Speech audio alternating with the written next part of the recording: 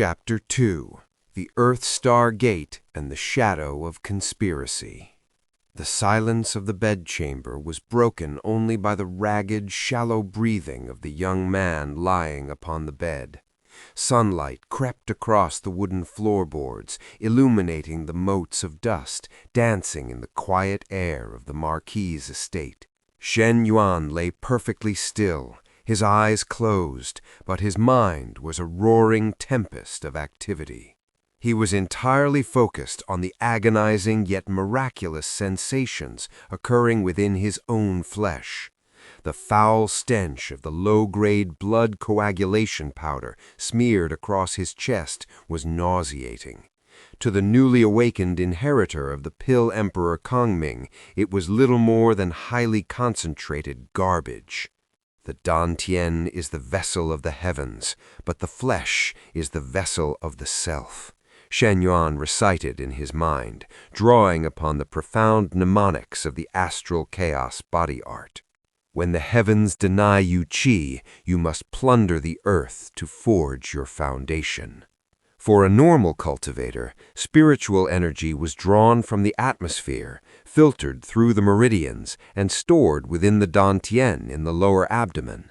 Because Shen Yuan's Dantian was naturally fractured, a condition known as a leaking void, any qi he absorbed simply bled out into the environment before he could even utilize a fraction of it.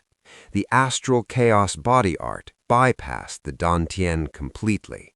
According to the heaven-defying memories now etched into his soul, the human body possessed 9 supreme acupoints, hidden from the perception of ordinary mortals and even exalted immortals. These were the 9 Astral Gates. To open them was to transform one's own body into an independent universe, entirely divorced from the laws of the outside world. The first of these was the Earth-Star Gate, located precisely at the center of the right soul.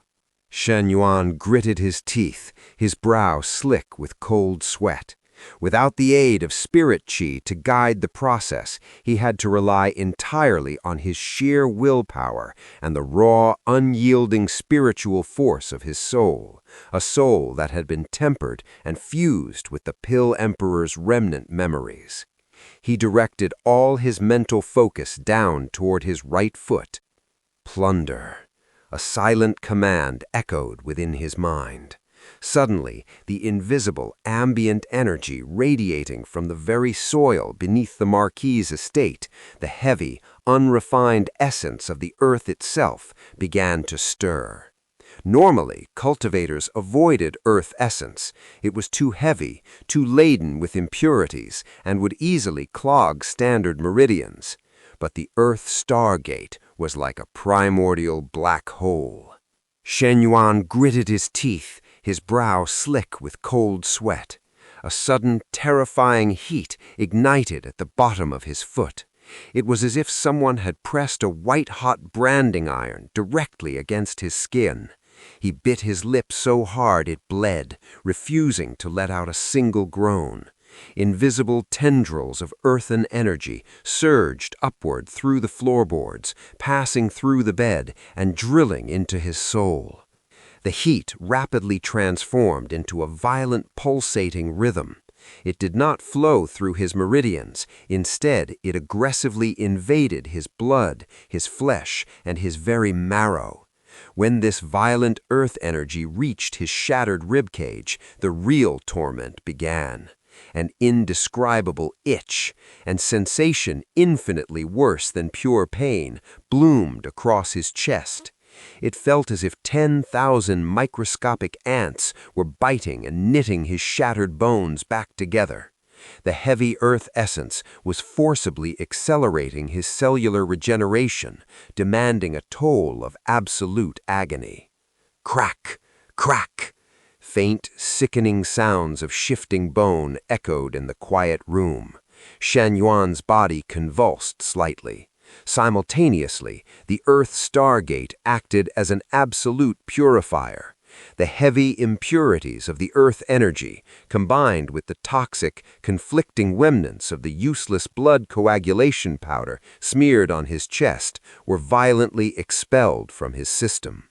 A thick, foul-smelling black sludge began to ooze from the pores of his skin, soaking the clean linen bandages. By the time the initial process slowed, an hour had passed. Shen Yuan lay panting, his clothes drenched in a mixture of cold sweat and the stinking black impurities. However, the previously unbearable agony in his chest had receded to a dull, manageable ache. When he took a deep breath, his lungs expanded fully, without the sharp, stabbing pain of broken ribs. Incredible, Shen Yuan thought, a fierce light burning in his dark eyes. Just barely awakening the embryonic form of the Earth Star Gate has already repaired my shattered bones by 50%? If I can fully blast this gate open, what level of physical power will I possess? Young master? The timid, trembling voice of a young girl broke his concentration. Shen Yuan turned his head. Standing in the doorway was Xiao Kui, holding a lacquered wooden tray with a steaming porcelain bowl. The 15-year-old maid's face was pale, and her eyes were so red and puffy they looked like two bruised peaches. She stared at him as if terrified he might vanish into thin air. Seeing her, the cold, calculating edge in Shen Yuan's eyes instantly melted, replaced with a warm, somewhat roguish smile. "Xiao Kui, if you keep rubbing your eyes like that, they're going to pop out of your head," Shen Yuan teased, his voice still a bit raspy. "And if you go blind, who is going to pour my tea?" Xiao Kui let out a sob that was half sob, half laugh. She hurried to the bedside, carefully setting the tray down on the nightstand before dropping to her knees by the bed. "Young master, you really are awake. You're speaking. The physicians said you might not survive the night." Tears began to spill down her cheeks all over again. "The physicians of this city are a bunch of quacks who couldn't tell the difference between a spirit herb and a cabbage," Shen Yuan sneered lightly. He reached out with a heavy hand and gently patted Xiao Kui's head. "Don't cry. Your young master's life is tougher than a cockroach's. A powdered peacock like Wang Tang isn't enough to send me to the underworld." Xiao Kui sniffled, looking up at him in surprise. Her young master had always been kind to her, but he usually carried a heavy aura of depression and self-loathing due to his crippled Dantian. But right now, despite being beaten half to death and covered in foul-smelling sweat, his eyes were bright, confident, and filled with an imposing arrogance she had never seen before. I brought the ginseng spirit soup," Xiao Kui said, hurriedly standing up and lifting the bowl. "Madam ordered the kitchens to brew it with a 50-year-old bloodroot. You need to drink it while it's hot to replenish your vitality." Shen Yuan caught the scent of the soup and immediately shook his head internally. 50-year-old bloodroot? More like a 30-year-old root that was harvested improperly, losing half of its medicinal efficacy. And the chef boiled it for far too long, destroying the subtle spiritual essence, a complete waste of a decent ingredient. Despite his internal critic as an awakened pill emperor, Shen Yuan didn't hesitate. He allowed Xiao Kui to help him sit up slightly, ignoring the foul sludge on his skin, and drank the soup in 3 large gulps. As the warm liquid hit his stomach, he immediately activated the dormant power of the Earth Star Gate at the bottom of his foot. Whoosh! In less than 3 seconds, the entire medicinal efficacy of the 50-year-old bloodroot was ruthlessly devoured, stripped of its impurities, and converted into pure vitality to nourish his healing flesh. The soup was essentially turned into normal water by the time it passed his stomach. Shen Yuan sighed internally. It's a bottomless pit. The Astral Chaos Body Art requires an astronomical amount of energy just to establish a foundation. Normal food and low-grade herbal soups won't even scratch the surface. I need pills, high-grade, perfectly refined pills. "Young master," Shen Yuan asked, handing the empty bowl back. "Madam," Xiaoqui replied, her tone dropping, a hint of hesitation in her voice. "Madam went out to the Grand Prosperity Merchant House. She said she needed to procure something special to ensure your recovery." Shen Yuan's eyes narrowed slightly, a chill passing through his heart. The Marquis estate, despite its grand title, was not wealthy. His father, Shen Yuan, the Marquis of Ironblood, was a fiercely upright general who refused to accept bribes or extort the commoners.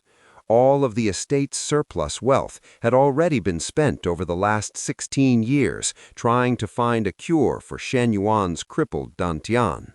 If his mother was going to the Grand Prosperity Merchant House, the most expensive trading pavilion in the imperial city, she was likely pawning something precious. Shen Yuan leaned back against his pillows, his expression turning solemn. "Xiaoqui, you may leave for now. Tell no one outside this courtyard that I have awakened. If anyone from the other branches of the Shen clan comes to ask, tell them I am still unconscious and hovering between life and death." Xiaoqui looked confused, but obediently nodded. "Yes, young master." Once the door clicked shut, the warmth faded from Shen Yuan's face, leaving behind a mask of absolute icy calculation. The memories of Pill Emperor Kang Ming had not just given him cultivation techniques, they had given him the mental clarity and ruthlessness of an ancient supreme expert who had survived thousands of years of scheming. Lying in the quiet room, Shen Yuan began to piece together the events that led to his near-death experience. Wang Tang, the second son of the Minister of Finance, had beaten him in the street over the topic of Princess Yunxi. On the surface, it looked like a classic tale of a jealous, arrogant, noble heir bullying the local trash. But is it really that simple? Shen Yuan sneered coldly into the empty room.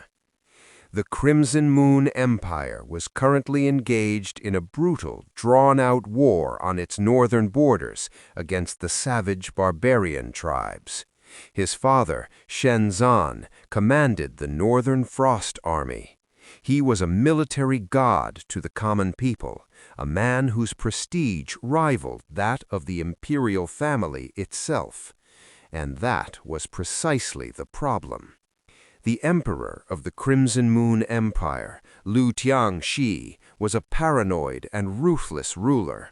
He feared the Marquis of Ironblood. To keep Shen Zan in check, the emperor arranged the marriage between his most talented daughter, Princess Yunxi, and the crippled Shen Yuan. It was framed as an imperial grace, but everyone with half a brain knew it was a leash.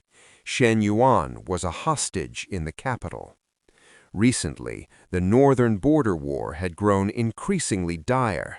Rations and military pay were suddenly being delayed by the Ministry of Finance, the very ministry controlled by Wang Tang's father. Wang Tang isn't just a brainless idiot, Shen Yuan analyzed, his dark eyes flashing. He purposely provoked me in broad daylight. He intended to cripple or kill me. If I die, my father would undoubtedly abandon his post at the border and march his army back to the capital for vengeance.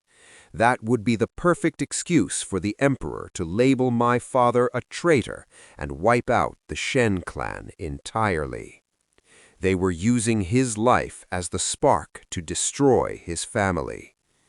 Minister of Finance Wang, Emperor Lu Tiangxi, Princess Yunxi, Shen Yuan whispered, the names rolling off his tongue like venom. You think my Shen clan is a piece of meat on your chopping block? You think you can use my life as a pawn in your political games? A terrifying, suffocating pressure leaked from Shen Yuan's body, causing the wooden bed frame to creak ominously. It was a mere fraction of the hegemon's aura buried within his soul, but it was enough to drop the temperature in the room by several degrees. Since you want to play a game of annihilation, I will play with you, but the board is now mine. I will let you experience what true despair feels like. About 2 hours later, the sound of hurried footsteps echoed in the courtyard. The chamber door was pushed open, and Madame Shen practically rushed into the room. Her elegant silk dress was slightly rumpled, and her beautiful face was etched with deep exhaustion, yet her eyes were shining with a desperate, hopeful light. In her hands, she clutched an exquisite, tightly sealed jade box. "Yuan!" she breathed, rushing to his side, her eyes scanning his face. She noticed the black sludge on his bandages, but mistook it for old dried blood. "You are awake! You are truly awake! Heavens have mercy!" "Mother, I told you I was fine," Shen Yuan said gently, forcing himself to sit up. This time, the movement was much smoother. The internal repairs from the Earth-Star Gate had stabilized his ribcage. "Don't move recklessly," Shen Yuan scolded softly, though her voice trembled. She quickly sat on the edge of the bed and opened the jade box. Instantly, a rich, intoxicating medicinal fragrance filled the room. Lying on a bed of yellow silk was a crimson fruit, no larger than a plum, pulsing with a faint rhythmic glow. "A blood-condensing spirit fruit," Shen Yuan murmured in surprise. This was a genuine Tier 1 spirit herb. It possessed immense blood vitality and could pull a mortal back from the brink of death. Shen Yuan's gaze shifted from the fruit to his mother. His sharp eyes immediately noticed something missing. Madame Shen had a favorite hairpiece, a brilliant emerald jade hairpin, intricately carved with a phoenix. It was an heirloom from her maiden family, a treasure she cherished above all else. Her hair was now held up by a simple wooden stick. Shen Yuan's heart clenched violently. His mother had pawned her family heirloom, her last remaining piece of pride, just to buy a single fruit to save his life. He didn't say a word about the hairpin. The Pill Emperor's pride and Shen Yuan's fierce familial loyalty merged into a silent, unbreakable oath. "I will buy back that hairpin. Anyone who has ever made my mother shed a tear will pay in rivers of blood." "Thank you, Mother," Shen Yuan said, his voice terrifyingly calm. He reached out, took the blood-condensing spirit fruit, and bit into it. The moment it entered his mouth, it dissolved into a torrent of fiery energy. Beneath the covers, Shen Yuan's right foot became a vortex. The Earth-Star Gate spun furiously, seizing the massive influx of spiritual energy. Crack! Crack! Crack! A series of sharp popping sounds came from Shen Yuan's chest. To Madame Shen's utter shock, Shen Yuan threw off the thick quilt. He swung his legs over the side of the bed and stood up. "Yuan?" Madame Shen stood in a panic, but Shen Yuan stretched his arms out, rolling his shoulders. The foul-smelling bandages fell away, revealing smooth, slightly pale skin. There wasn't a single sign of injury. "Mother," Shen Yuan turned to her, his gaze steady. "The heavens did not take my life today. And from this day forward, I promise you, no one in this empire will ever dare to look down on the Shen clan again." Later that night, Shen Yuan sat cross-legged on the floor. He focused his mind, inspecting his internal state. The embryonic form of the Earth Star Gate pulsed faintly. "The energy requirement is absurd," Shen Yuan muttered. "I need medicinal baths, I need body-tempering pills, and most importantly, I need gold." He was the inheritor of Pill Emperor Kang Ming. Making money was as easy as breathing. He pulled out a clean, dark blue martial robe and tied his long black hair back. "Wang Tang," Shen Yuan whispered, a cruel smile stretching across his face. "You owe me for a set of broken ribs. I think I'll collect the interest starting tomorrow." Tomorrow morning, he would step out of the Marquis estate. It was time for the Crimson Moon Empire to meet its new ruler.